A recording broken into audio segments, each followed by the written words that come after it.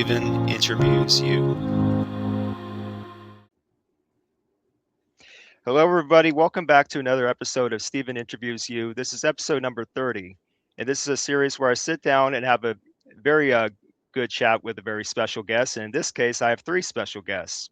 Introduce yourselves. My name is Keegan. I'm sitting here with Aiden and Brady, and we're all 1/3 of Bobcat Weekly. Nice to have you on, guys. So this is like one of the rare occurrences where one Bobcat gets to interview a few others have a different kind. So yeah, let's just get started with first of all, Bobcat Weekly, your YouTube channel that you guys started. What was it that motivated you guys to start doing it, to start making videos dedicated to the Montana State Bobcats for any sport? So we've all been Bobcat fans all our life. We all live in Bozeman, so we've kind of just grown up around, Bobcat athletics. And last year we got to talking, and we like to talk a lot off screen about Bobcat sports, and attend all the events. And then we just were like, hey, maybe we should start a podcast, get to talk to some of these people. So we started up Bobcat Weekly and started talking to players, and then haven't looked back since.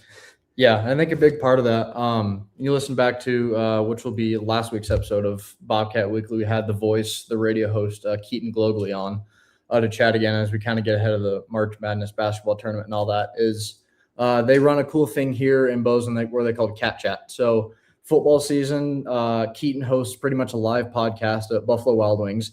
And they have head coach Brent Vegan on every week, and they bring a couple football players. Sometimes they'll throw volleyball players in there too. And then same thing in a basketball season. They bring basketball players on.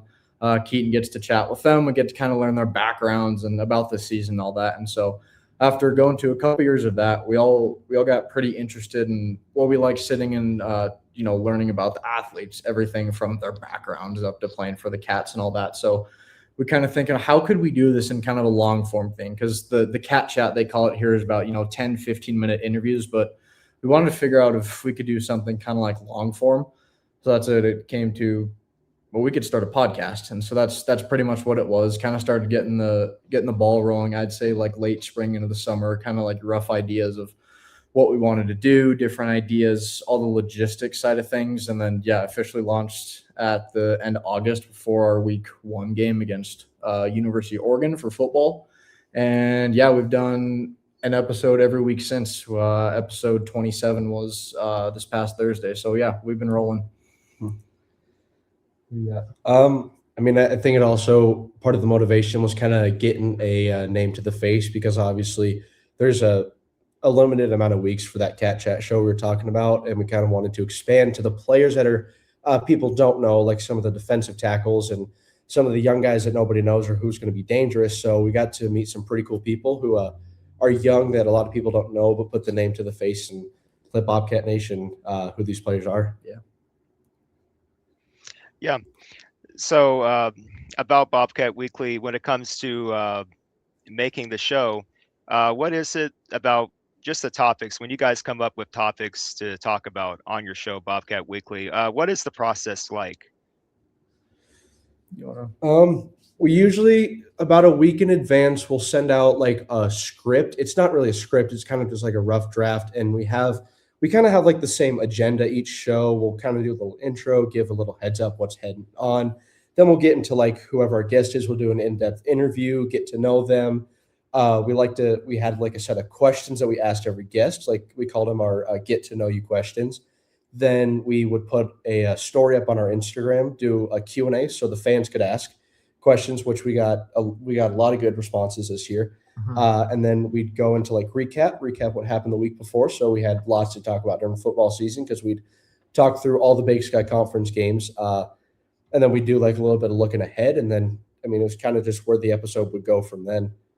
Yeah, and I think what you mentioned about kind of putting a name to the face with the athletes, our first part of the show is kind of the interviews. And we kind of have a set handful of questions, kind of want to ask, get the players' backgrounds, all that. But then obviously just kind of like get a good conversation going. Like we've learned little facts and tidbits about different athletes in the past that I I didn't think we'd know. Like, I believe a couple weeks ago we had 2 women's basketball players on, Izzy Bunyan and Ella Johnson, and we learned that Izzy was a champion ping pong player growing up back in Wales, where she's from originally. So kind of those little things that the conversation spurts kind of go on. Those are super fun to learn about and stuff. But yeah, overall it's been good so far, and yeah, we're having a lot of fun with it.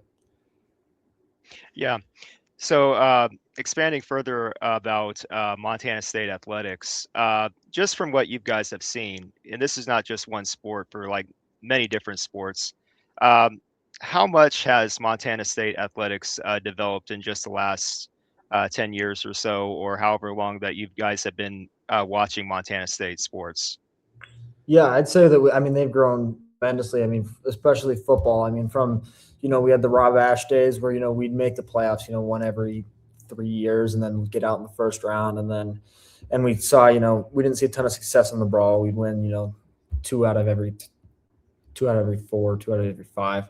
And then we had Coach Jeff Choate come in, and he was a big turnaround for the program. He had a lot of emphasis on winning the Brawl of the Wild, which was huge, helped us build success. We got to see more playoff games.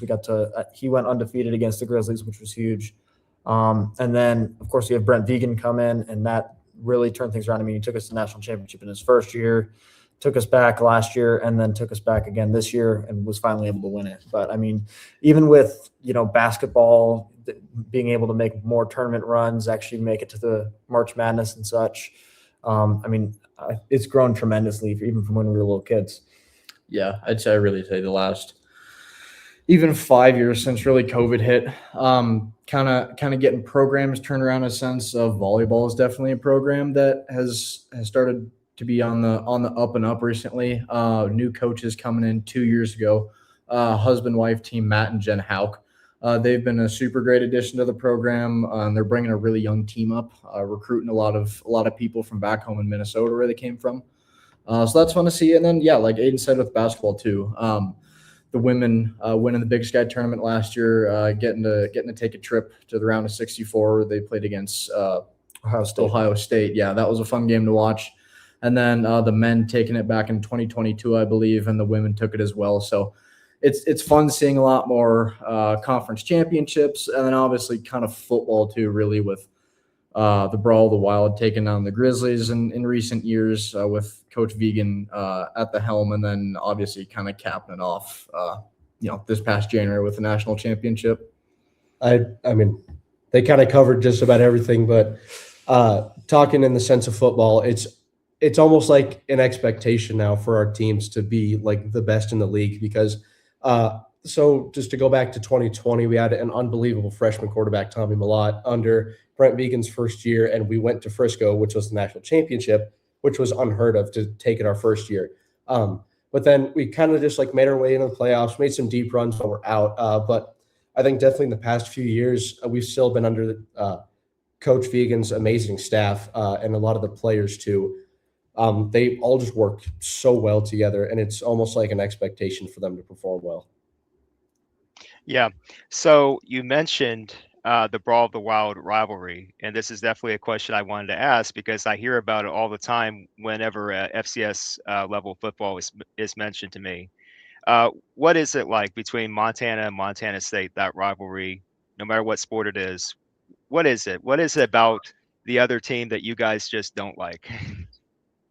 I mean, we're so landlocked by professional sports.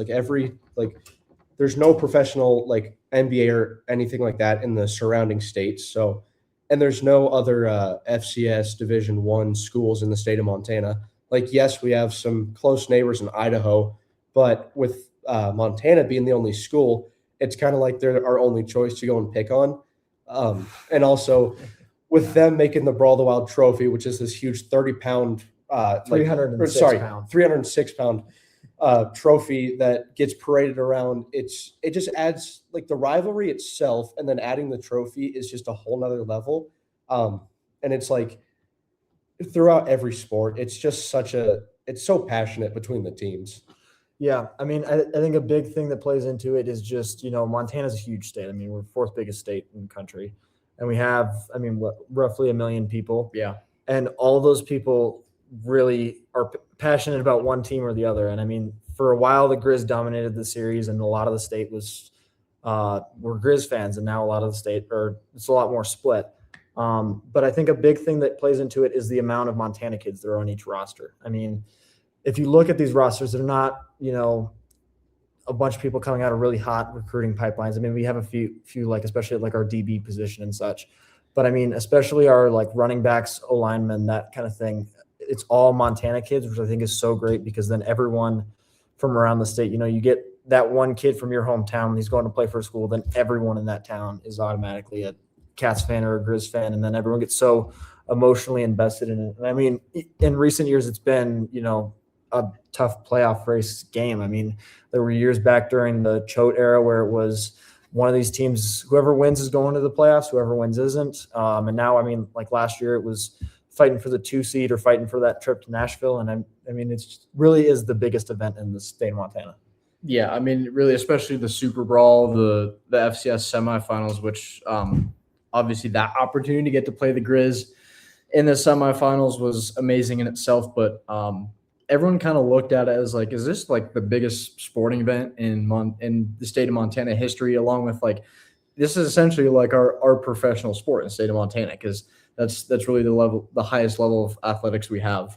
And then, back to your point, like the high school athletics, these kids all get to play against each other in high school, and then a bunch of them go to University of Montana, a bunch of them come to Montana State. And so they get to continue playing against each other, or, in different circumstances with each other, teammates in college, which is pretty cool. And then along with that, obviously football is one thing, but really across all the sports, like we swept basketball, both games in Bozeman, both games in Missoula. That was the first time they did that since, I believe, 2022.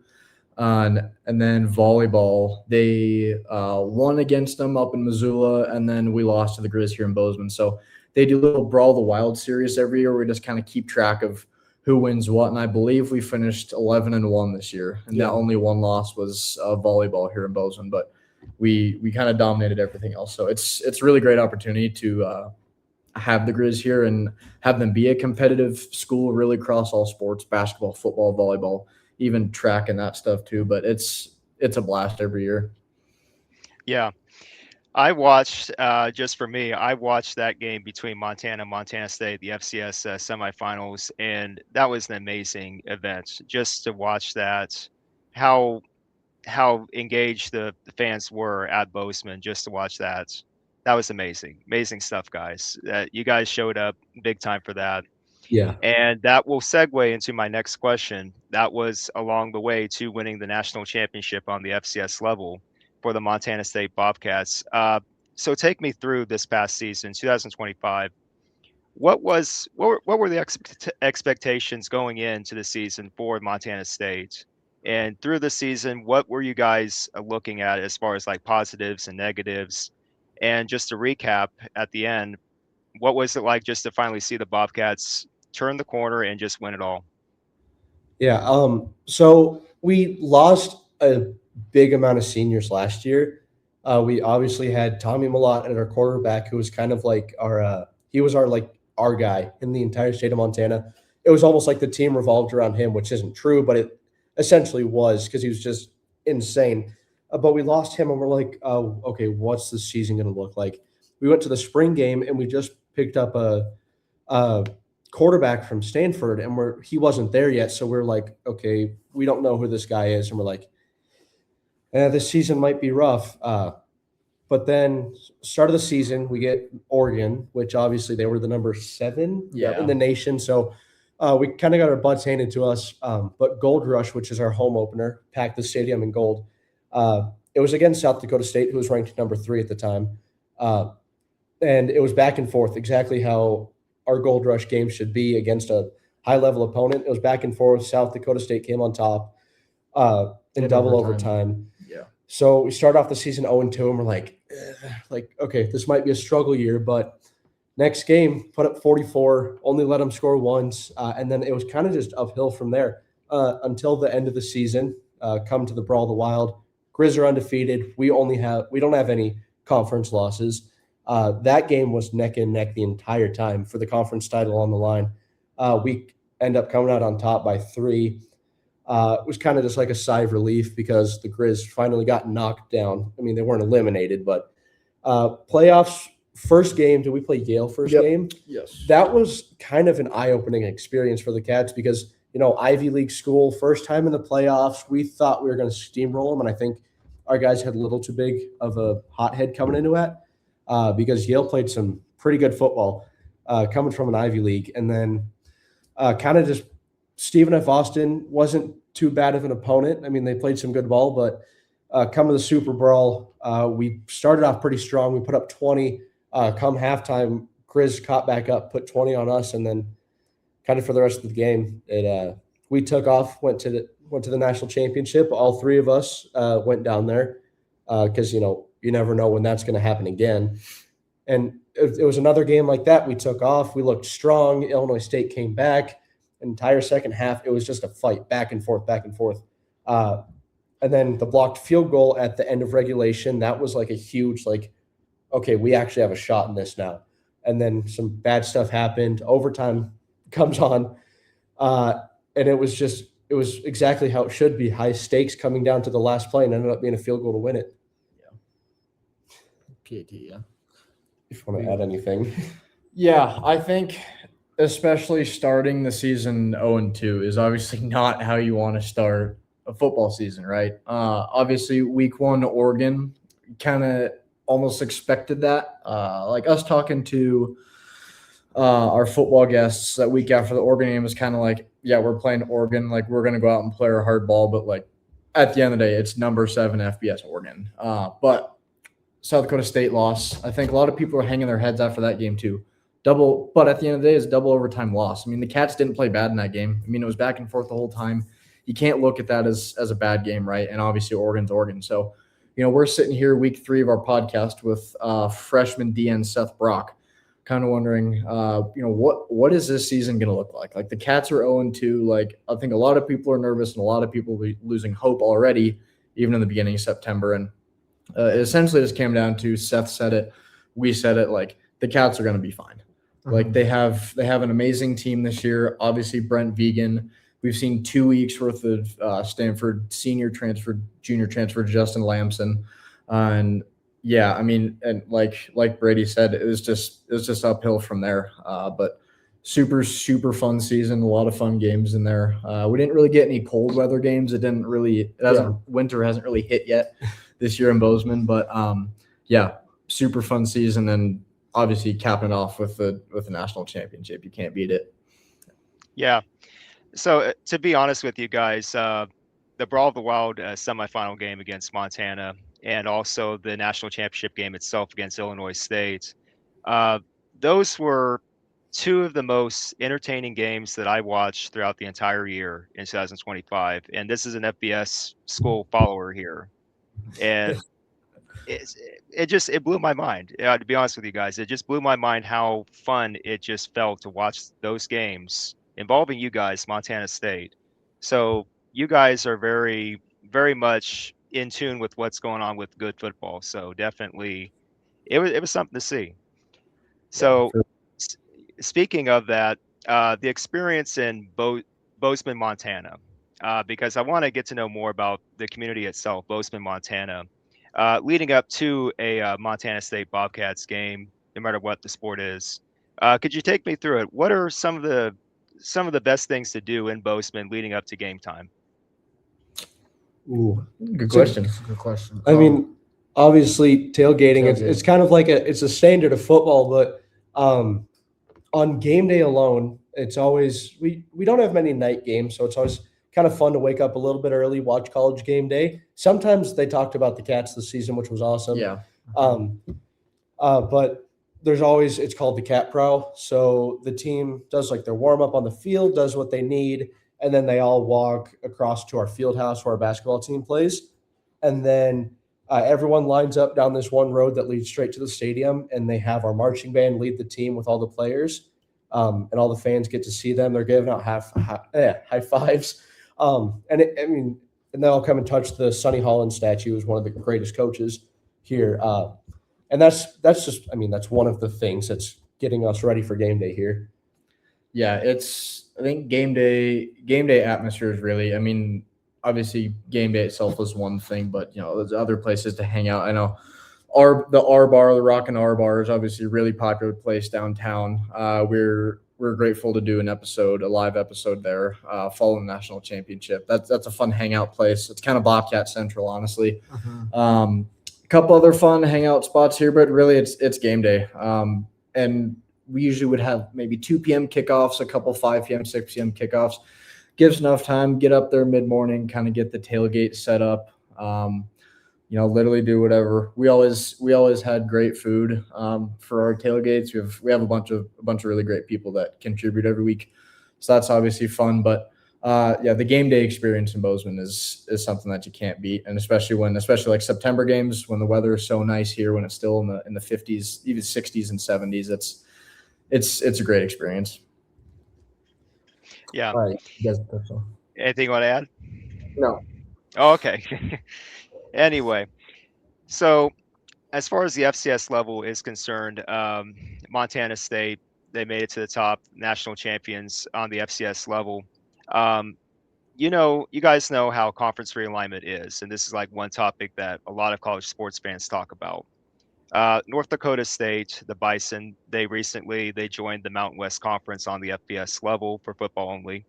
But what are your guys' thoughts on that for any FCS school that's wanting to make the jump to the FBS? And where do you see Montana State standing in that situation?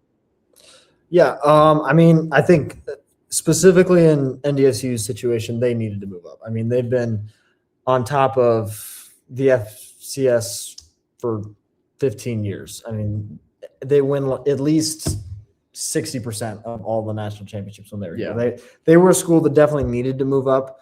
As far as other schools moving up, I mean, I know Sac State moved up this year. That one, I feel like they were a good school a few years ago, and then they started to fall off. But they had the money, so they decided to move up, and that's fine. I mean, I'm fine not playing Sac State anymore.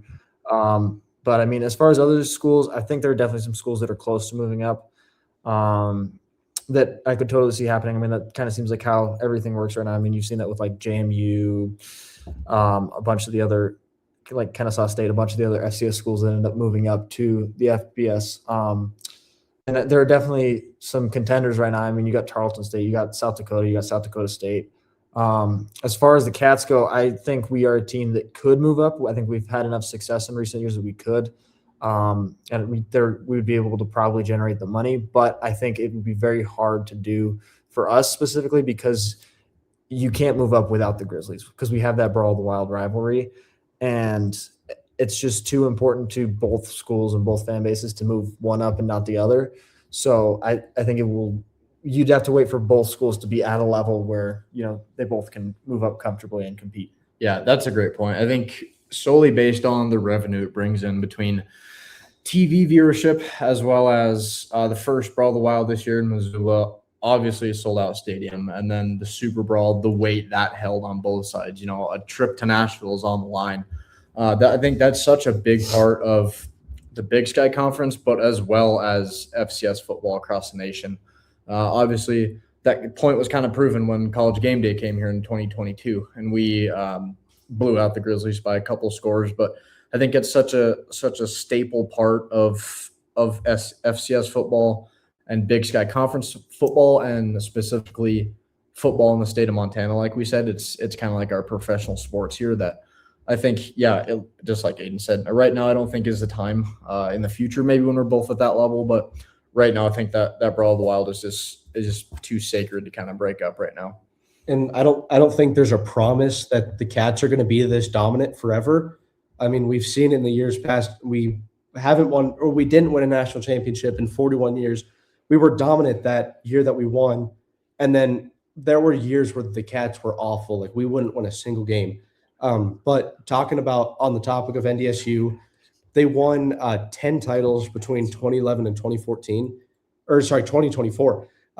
But then the first year in 2020, when we took our first trip, we were walking in the stadium and I saw this lady's jacket and it had every single title that they won, and it just like kept going. And I'm like, maybe it's time they need to make the jump. They're obviously like the big brother powerhouse of the FCS, But I think with them gone, it's time for a new team to kind of take that spotlight. And I'm hoping it's going to make FCS ball a little bit more competitive. See those teams like Illinois State that was unranked start blowing their way through and start making a name for themselves, not having to worry about a powerhouse that looks like an FBS school towering over you all season.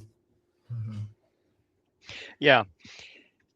I just wanted to ask that question because it's been a hot topic, conference realignment, and in light of what just happened with North Dakota State, I just had to ask that question. And I do think eventually down the road, like within years from now, you might hear something like Montana State. You might start hearing something like that develop. So, yeah. So with FCS level football again, where do you guys see the future of FCS going in light of conference realignment and all other factors like NIL, transfer portal, generating revenue, business topics like that? Yeah. I mean, the way I see it, and this is not the way I want it to go, but this is the way I actually feel like it is going, is we're kind of, that like base area, not base area. What's the word I'm looking for? Like a farm system basically for the FCS or for the FBS. And I mean, we've seen that in recent years with, the amount of transfers, you have one good year and a bunch of players transfer. I mean, we had it 2 years ago where we lost, I think it was close to 14 players to the transfer portal that all went up to the FBS. But I mean, it shows with your success with how good you're able to do. We didn't lose that many this year, but obviously because we won the national championship. And I think that Brent Vegan does a great job of building the program, based off of these higher level recruits out of high school and then developing them in the program. And yeah, you're going to lose people, but I mean, it's not like how Bobby Houck did it in Missoula before he left, where he's just bringing in new transfers every year and it's just an entirely new team from top to bottom. I think it's important in today's age of FCS football where it is more of a farm system that you're, building up from within, and then you're going to have those players leave, but you get that next guy in the spot that's going to come up and he's going to be just as good. I agree with that. I kind of have a love-hate relationship with the portal because we picked up our quarterback, Justin Lamson, in the portal, and he's been an absolute gem for us. But then we also lose some of our key defensive guys like Carson Williams, who went to Indiana. So it's kind of like a mixed feeling, but I think the transfer portal definitely does help coaches who are trying to develop a really good team. And I think Coach Vegan does a fine job of that. But I think with the way that the FCS is growing, I think this is all for the better of it. I mean, obviously you can't place too many restrictions on a unit that just keeps growing. Yeah, and your point to the transfer portal, some people love it, some people hate it, but at the end of the day, for a player like Justin Lamson, episode 24, we talked, or 27, 26, yeah, close. 26, we talked to him about that, and he said the transfer portal was obviously perfect for him. Came out of Southern California in high school, goes to Syracuse, spends some time there, goes to Stanford, and then obviously up to Montana State, where I think he's found his home here. So obviously transfer portals worked out very well for him. Some people love it, some people hate it, but yeah, definitely mixed thoughts, mixed opinions. Yeah. So in closing, this will be my last question for all of you guys. I've heard in recent times that Montana State had been planning on making upgrades to their stadium, the football stadium. Could you guys provide me any details that you guys have about that? Could you provide me any some sort of insight as to what Montana State is doing with the stadium? Yeah. So I mean, we have posted a master plan of they just released a new one this year of what the athletics department is trying to build. And our most recent upgrade was we built that indoor practice facility that's right next to our stadium, which is really nice. It's great for both football, and they use it for indoor track and for training during the offseason, which is great. As far as upgrades to the stadium itself in the future, I think we've seen, at least in that master plan, it talks a lot about we're redoing the east grandstands that are currently just, high school style grandstands, and then upgrading those. I think there's going to be more seats that go higher up, and then they're also putting boxes on the top of those. So that'll add a lot more seating and bring in a lot more money for the athletic department. And then also they're talking about closing in because currently we're a horseshoe style stadium and actually closing that in all the way. Not entirely. I think they have like little open sections, but it's adding significantly more seating. And I think that'll come pretty soon as far as, with the success we've seen, we've been able to bring in a lot more money. So. Yeah, and then I believe somewhere in there too. So right now they're just finishing up with, I guess not a lot of people know, back in this was a trivia question we asked the volleyball players. I believe it was 2019, one of our gyms adjacent to our volleyball gymnasium where the ladies play, the roof collapsed under snow. We had a really heavy snow year. Luckily, no one is in there. Roof collapsed, and they've been kind of remodeling that whole area for the last 5-6 years now, and they're just finishing up with that. And along with that, we've got some kind of tennis bubbles on the other side of the field house where the basketball team plays, and I believe there are plans to actually make that like a full facility similar to what they did with the athletic complex. And then I also believe there are plans there to eventually redo Schroeder Gymnasium, which is the volleyball gym.